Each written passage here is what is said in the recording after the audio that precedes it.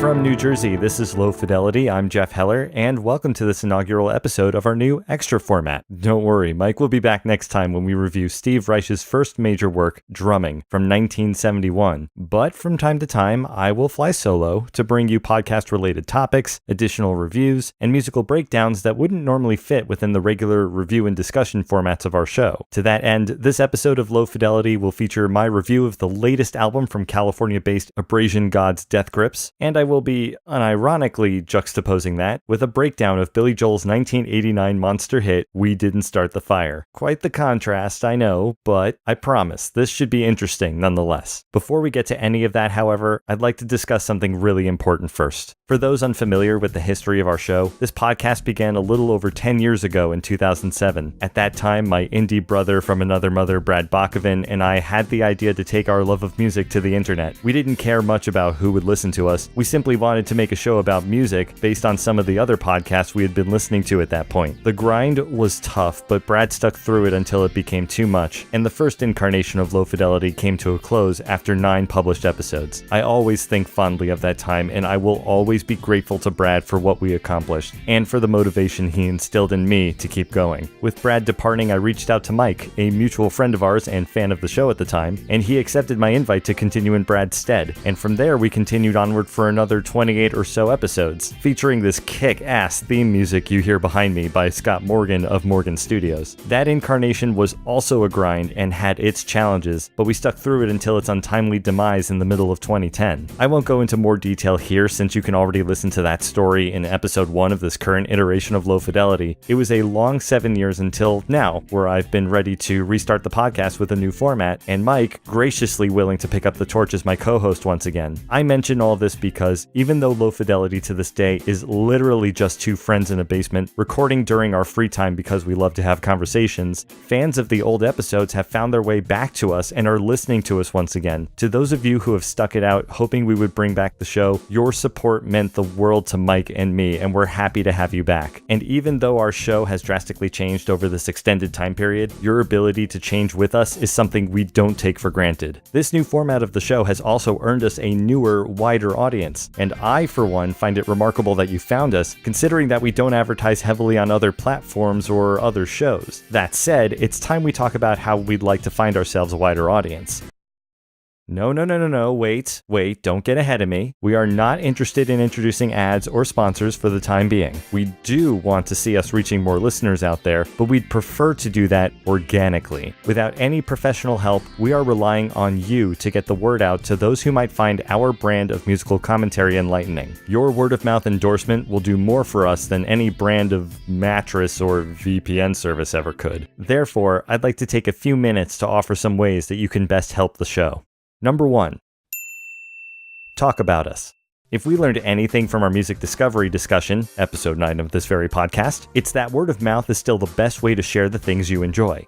Despite the thing I said in that episode about ignoring those kinds of things.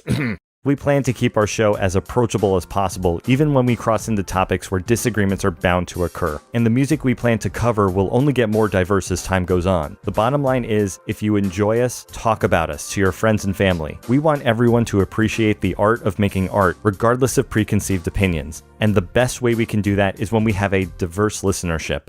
Number 2. iTunes.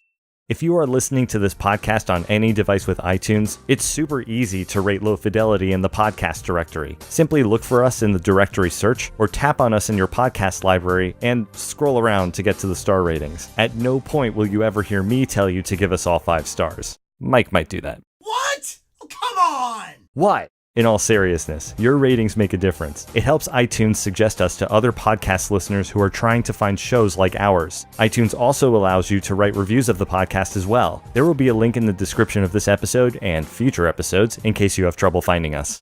Number 3. Reddit. For all you Reddit visitors out there, if you're not already a subscriber to our subreddit, you can find us at reddit.com/r/low_fidelity. Every episode is posted there with working links to all the extra videos and sites we reference on the show. In addition, you're allowed to write posts in the subreddit. for now. So let us know what's on your mind or what you might like us to see addressed on the show. Also, and this goes for anyone, anywhere, please don't disagree with us in silence. We can always be susceptible to getting things wrong or missing a detail, and there's nothing I strive for more than context. So feel free to have discussions there. Amongst other things, one of my favorite things about Reddit is the vast number of communities for almost literally everything. There are so many that there are even multiple communities for a single artist. Radiohead has like 5. If you are a member of one such community and feel one of our episodes will fit well with the group, feel free to share us there. I mean, chances are if you are a member of that artist subreddit and enjoyed our episode, other members might enjoy it too. Just be sure to follow that community's rules before posting. Number 4. YouTube. YouTube has been a good ally to the show in these early stages. We're being recommended pretty regularly on videos that feature the artists we talk about, and that's a big help considering it's all algorithm-based. We can always do better, however, and that includes improving our channel's web address. Right now, the URL is something like youtube.com/channel/UC3DJR, and that definitely needs to get better. In order for us to be able to set our own custom URL, we will need 100 subscribers for the channel. If you are not already subscribed, help us get to that point by searching Low Fidelity Podcast on YouTube, or by following the link in the description of this episode and subscribing to the channel. If everyone who listens to our podcast from a podcast app does this right now, we'll hit 100 subscribers in no time. Also, since this is YouTube we're talking about, don't forget to hit the like button, slap that subscribe thing, punch the bell. Shut up! Hey! Honestly, all those things are good for us, and we appreciate what you can do to help us grow. Number 5. Twitter. I cannot forget to mention our Twitter handle, Lo-Fi Podcast. Twitter isn't exactly known for being the best place for civil discourse, but it is still the place where artists house vibrant fan bases. We could easily find more listeners by tweeting the artists ourselves. You may have actually seen that with our recent episode on the early works of Steve Reich, but your endorsement will help us get noticed. I mean, I really wanted Seth MacFarlane to answer our question on whether Channel 5 weatherman Ollie Williams was actually inspired by It's Gonna Rain. It's gonna rain, it's gonna rain, it's gonna rain, it's gonna rain, it's gonna rain, it's gonna rain. But more than likely, our tweets disappear into the internet trash bucket unless we have more support behind it. So all I'm asking here is that you continue to like us, retweet us, and share Low Fidelity with your followers. All of this will help us in the long run. Number 6. Other apps. I am happy to announce that we've been added to the directories of 3 great apps: Stitcher Radio, Radio Public, and iHeartRadio. These services have done us a great favor by adding us to their libraries. You can find us there as Low Fidelity, just make sure to include the hyphen, but we'll be including the addresses to our stations in the episode descriptions as well. With all of these different ways that you can talk about us, what is most important is that we remain inclusive to the many ways people can listen to us. And given the diversity of styles and communities we plan to encounter on our listening journeys, we hope we have a way of listening that is most convenient for you. And if we don't, let us know. I really hate to take time away from the music-related stuff you rightfully come to expect from us. And trust me, I felt so uncomfortable having to do all that. But regardless of how you decide to share us, Mike and I thank you for listening to Low Fidelity and hope you continue to keep us in your ears. All right, that out of the way, it's time to move on to the next part of this extra episode, my review of Death Grip's Year of the Snitch. Before we get started, however, this content isn't necessarily filled with intelligible, articulated cuss words, but I wouldn't recommend listening to this around the youngins. If the angry babbling of a crazed frontman, backed by blistering drums and electronics laced with acid is a concern of yours, you might want to skip forward about 10 minutes. Don't say I didn't warn you. For the rest of you, let's get to the review. Death Grips is an experimental hip-hop band from Sacramento, California, formed in 2010. The group is comprised of drummer Zach Hill, producer Andy Morin, and rapper MC Ride. With the regular cast of characters on Year of the Snitch, we also get guest performances from DJ Swamp, who provides the record scratches, Andrew Adamson, New Zealand film director and most notably the director of Shrek, providing the spoken intro to the song Dilemma, and I'm sure he's their dealer. Justin Chancellor, the bassist for Tool, who maybe provides some bass in this album somewhere, and Lucas Abela, who plays glass. If you've never heard of Death Grips, the band usually gets this label of experimental hip-hop, which basically means that besides the obvious rapping on top of instrumentals, the instrumentals themselves include elements of hardcore, noise, industrial styles, with textures that come off as abrasive and grimy. What makes Death Grips different from other artists that are more esoteric in these underground genres is an undeniable pop music sense where structure, length, and memorable hooks is a consistent feature in their musicality. The connection to hip-hop comes from the insane vocal of rapper MC Ride. His lyrics tend to include pleasant subject matter like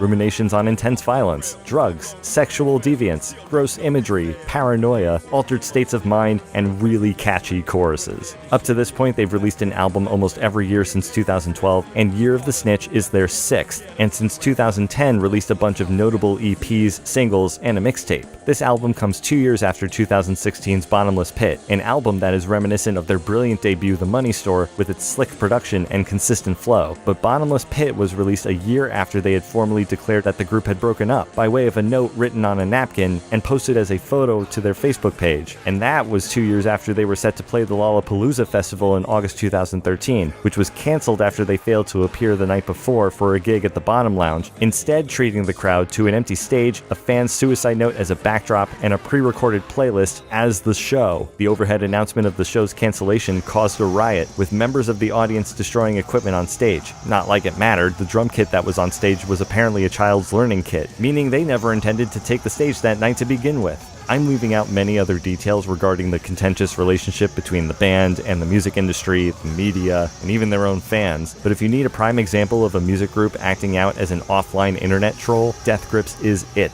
This is what makes Year of the Snitch so remarkable. The music itself remains chaotic and challenging, while the circumstances regarding its release are inconsequential, save for the unexpected release of a continuous 22-minute EP in 2017 called Steroids, Crouching Tiger, Hidden Gabber Megamix. There were plenty of teaser tracks that were released in the weeks leading up to this, and while I didn't bite and waited patiently for the full album, there were rumblings of confusion and doubt as to the band's musical direction. Then what do you get with Year of the Snitch? I'd say it's the audio equivalent of being bounced around an inflatable castle. The idiosyncrasies of each member is more present here, and it pulls songs away from a unified sound. Black Paint is heavily steeped in hard rock crunch, for example. Ride is in full force here, screaming out his satanic urges while guitars surge through Zach Hill's menacing drums.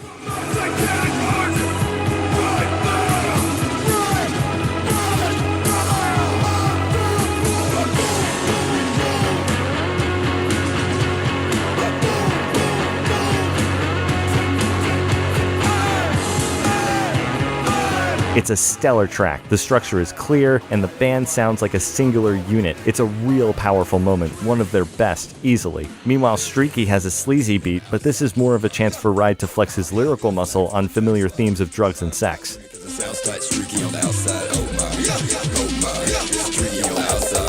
I gotta say, I really appreciate the reference to the Lonely Island 2011 song Threw It on the Ground. Flies takes cues from aggressive electronic music with some trap hi-hats and skittish drums.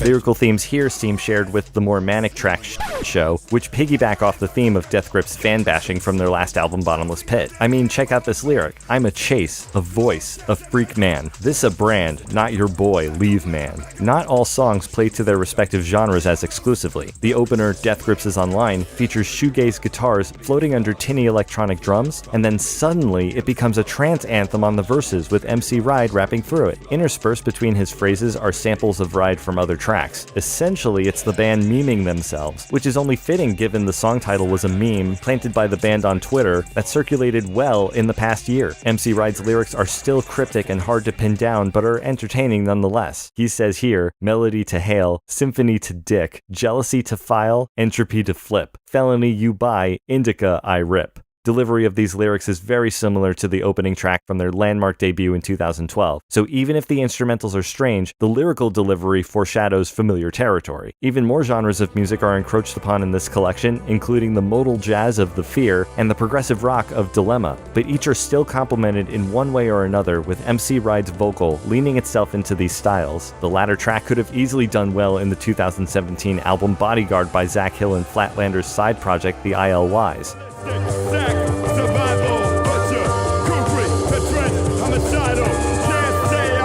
Regardless, there's a stunning resilience here that we haven't seen often in a Death Grips album. Year of the Snitch features transitions that are super smooth between the tracks, giving the album its incredible flow. Linda's In Custody has this comfortable groove that harkens back to some of the tracks that sampled Middle Eastern ringtones on The Money Store, and features a stunning rocker of a chorus.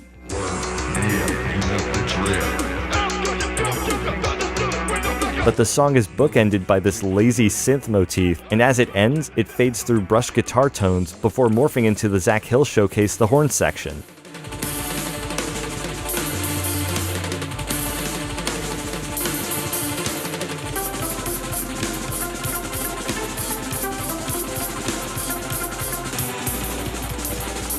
You could say there's not a lot going on here in this track, but speaking as an admirer of Zach Hill's drumming technicality and work ethic, it feels right at home with the randomness of the textures that adorn this album. So then, where does this album falter? I think the separation of styles leads to a less consistent listen as compared to other albums. The track Ha Ha Ha, for example, has this great descending moan in the background, similar to the David Bowie sample in Culture Shock, one of my favorite tracks from their 2011 mixtape Ex-Military.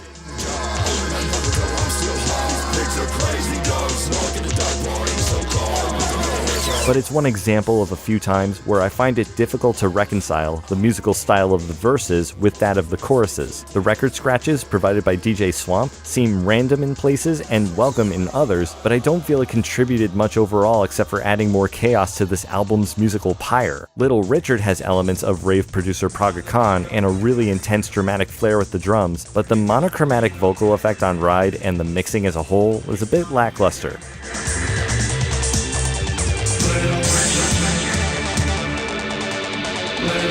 In fact, what is up with the mastering of this album? There's crispy drums on the Death Grips' online chorus, I swear I hear clipping on some parts of this album, and it's definitely not as well mastered as Money Store or Bottomless Pit. Lastly, MC Ride has lyrical hooks here, but they are noticeably fewer due to what I think are growing pains as the band expands into new sounds. This isn't to say this is a failure on the band's part to better incorporate new sounds into their ethos, but I sometimes miss the days of The Fever or Tachyon, where Death Grips didn't need anything but a distorted beat and Ride's ferocious delivery to captivate me. I will counter this, however, by simply stating that the final track, Disappointed, actually did everything but that for me. Ride's back and forth between spoken and shouted lyrics is an oral catharsis, and if this is truly about anticipating rejection from fans and critics, then let it be, because if they keep going regardless of what anyone thinks, then we're in for some more sonic treats ahead.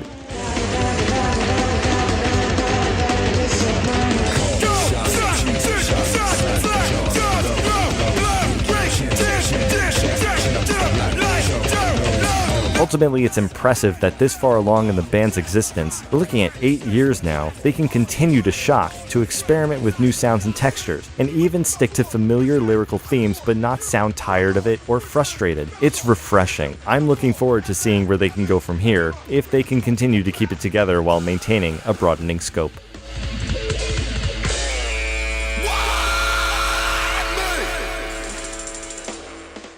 Well, that was fun. We're about to shift the mood drastically by going into a breakdown of a Billy Joel song, but I wanted to mention first that doing these song breakdowns in these extra episodes don't constitute as us saying that we'll never cover these songs again on the show. Quite the opposite. Billy Joel's Greatest Hits 1 and 2 is one of the best-selling albums of all time in the United States. Yes, this song appears on Volume 3, which wasn't as consistently filled with chart toppers, but that doesn't stop us from having it somewhere in the pile of albums we might go through someday. I simply feel that certain songs earn the chance to be broken down in greater detail than during album reviews, especially when it could possibly derail attention away from the greater album. That is why I have spent a little time consolidating some notes I've left around about this song, and now I'm ready to present to you some rather interesting things about the 1989 classic song, We Didn't Start the Fire. I hope you enjoy.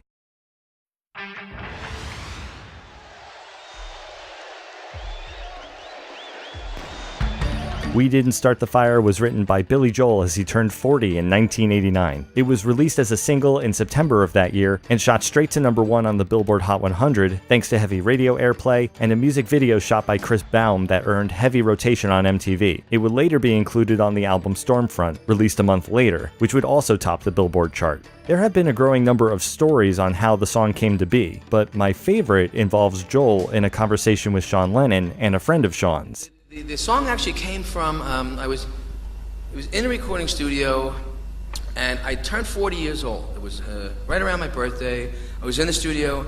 I was trying to think of ideas for songs. Sean Lennon was there, and I was a great admirer of his dad. And he was there with a friend who had just turned 21 and was saying, it's a terrible time to be 21.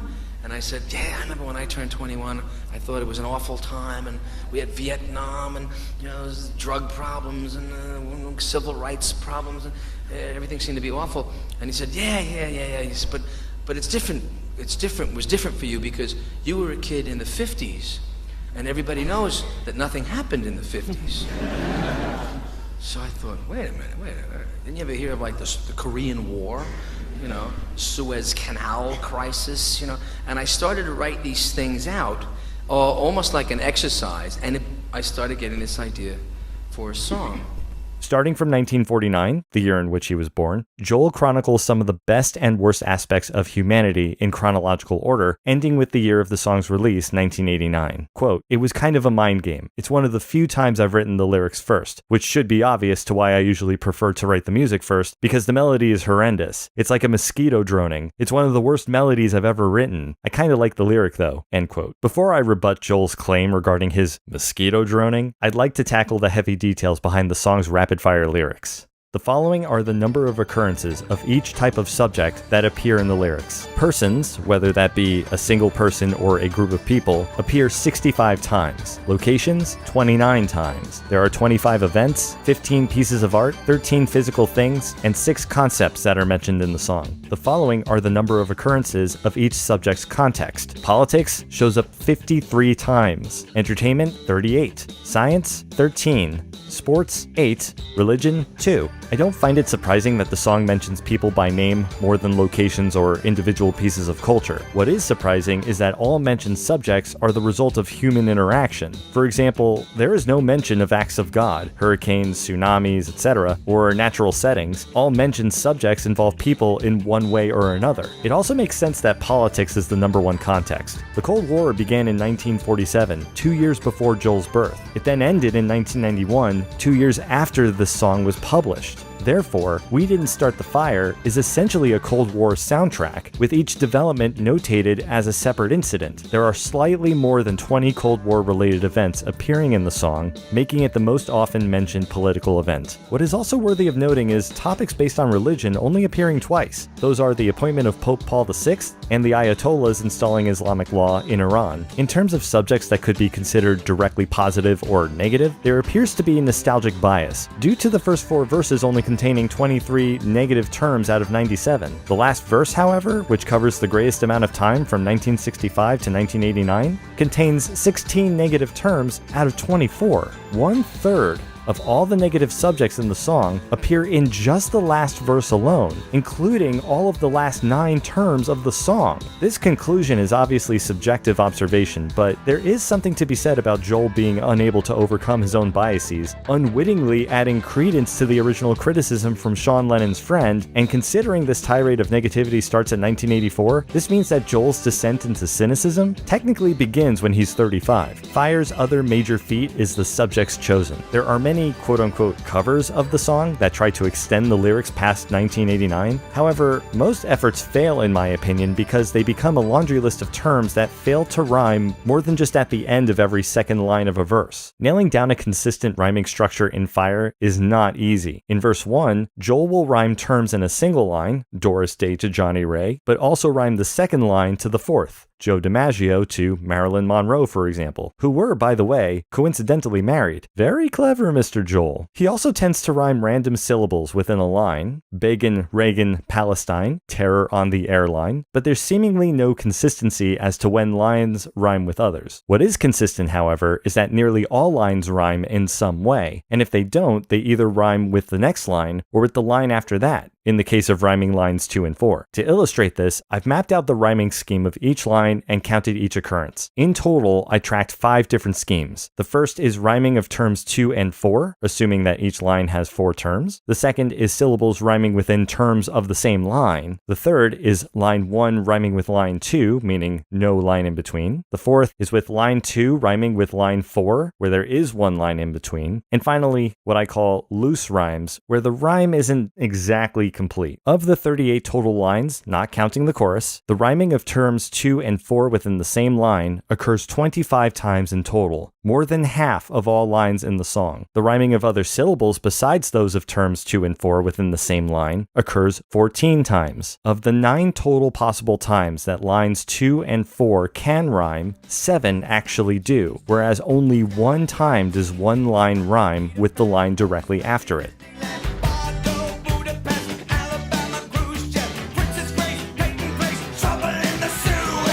Lastly, there are 8 rhymes that are loose, but close enough given how Joel articulates them in his singing. All of this leads to a heightened perception of rhythmic words as a result, because Joel expertly weaves consistency and inconsistency at times that spotlight highly relevant moments. Alright, now on to the music. The song is performed with common instrumentation found in 1980s pop rock. Bass guitar and drums maintain rhythm in the verses, while synths and background vocals adorn the choruses, and Billy Joel's singing runs consistently throughout the song, starting from the first verse. This, as well as the uncharacteristically simple song structure, may have much to do with the focus of the song being the lyrics almost exclusively. There is, however, a melodic strategy that I've rarely heard in covers and even in live renditions, and it leaves the song bereft of its core impact in its absence. It has to do with one of the most common chord progressions we've heard in pop music. It doesn't really have a formal name that I can find, but variations of this progression have been called the 50s progression,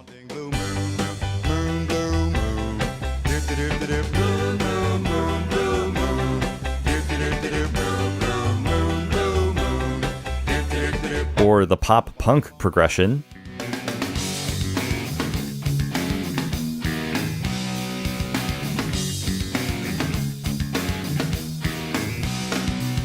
or according to Boston Globe columnist Mark Hirsch, the sensitive female chord progression.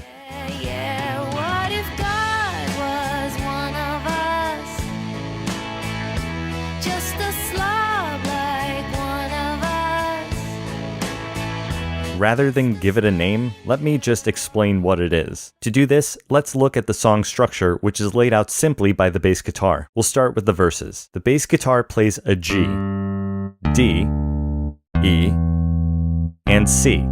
If we convert that to intervals, it's 1, the tonic, 5, because it's 5 notes up the scale, 6, a little higher, down to 4.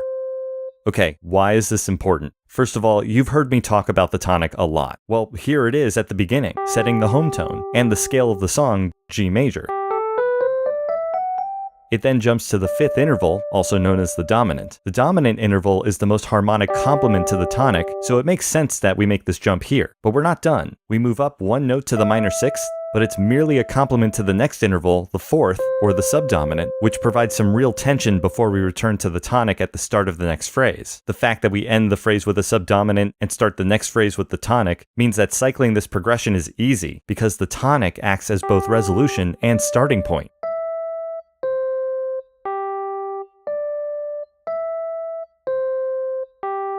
It's like a continuous loop, since ending on the 4th would leave an awful amount of awkward suspense, and returning to the tonic provides us some harmonic resolution. This is why the 1, 5, 6 minor, 4 chord progression is so often heard in pop music. It's simple, familiar, and it's easy to repeat. So then, what about the choruses? The chorus is magical, because while it is similar in structure, its impact is much different, in that it provides no relief as compared to the verses. The main difference is that the chorus begins with the dominant. Listen to how Joel transitions from the verse into the chorus of the song.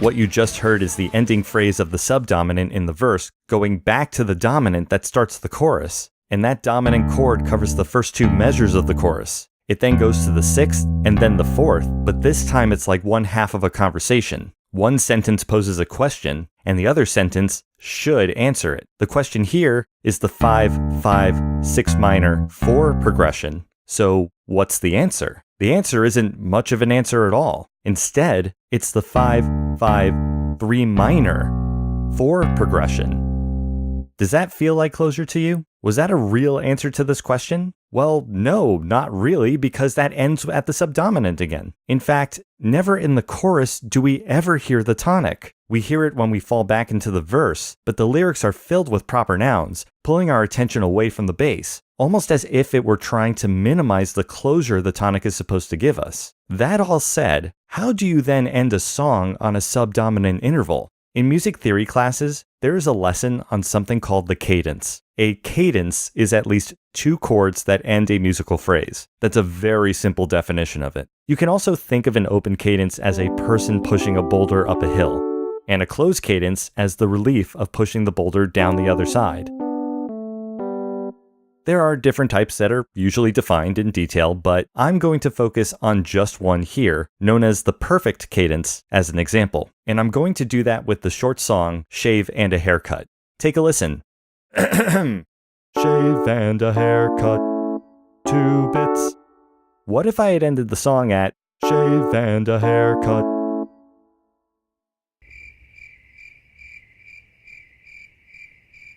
It's not a good feeling. It feels unfinished. You want that boulder to get pushed over the hill. That's why 2 bits is such a relief, because we make it to the other side of the hill. The boulder is no longer pushing back against us. Remember the tonic or the home tone? It's definitely here. It's actually the first and last note of this little song.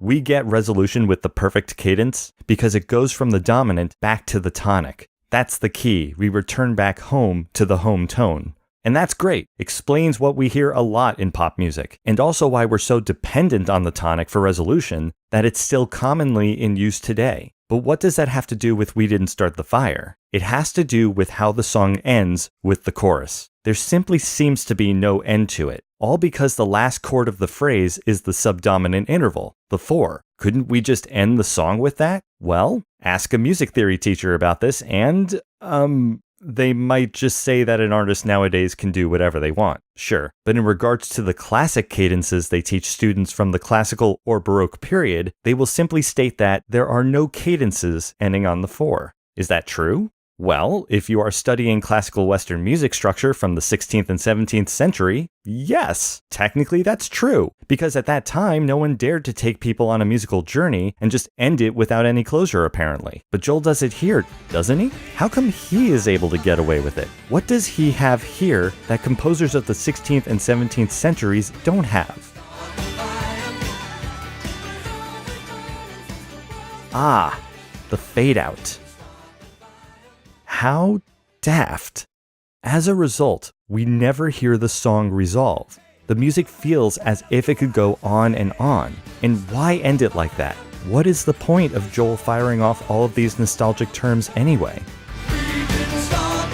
We Didn't Start the Fire is a constant reminder that no matter how crazy times may seem today, they have always been crazy and will continue to be crazy whether we're a part of them or not. Considering how close we came to nuclear war during the long stretch of the Cold War, where kids were instructed as early as the 1950s to crouch under their desks in case of a nuclear bomb falling on them, there was a legitimacy to those fears of the end of the world. That is a perspective Billy Joel had going into this song. But even with that overbearing fear, time continues to move forward. Things go on whether we're there to see them or not. Joel reconciles this fact in the final chorus, telling us simply,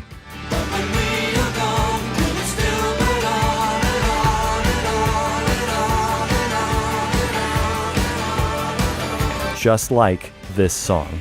Go ahead, tell me I'm reading into this too much. You can't change my mind on how cool this is. That's going to bring this first extra episode of Low Fidelity to a close. What did you think of it? Did I ham it up too much to get your support? Was I totally off about Year of the Snitch? Am I completely wrong about We Didn't Start the Fire? And what would you like to see on these extra episodes? We're hoping we get to see more listeners enjoying the show, but more than that, we want to make sure we keep you entertained. The best way for you to keep us doing that is to send us your feedback. We'll be back to our regular run of things with another review episode next time, and I'll be joined once again by my wonderful co-host Mike Labrie. But for now, That was our first extra episode of Low Fidelity. We are always interested in hearing what you have to say about what you hear on the show, so join the discussion on our subreddit or send us your take to feedback@lowfidelity.info. Next month on the show, we are going to analyze and review the composition Drumming by Steve Reich, composed in 1971. Until then, thank you for listening to Low Fidelity, and we'll see you again in a couple weeks.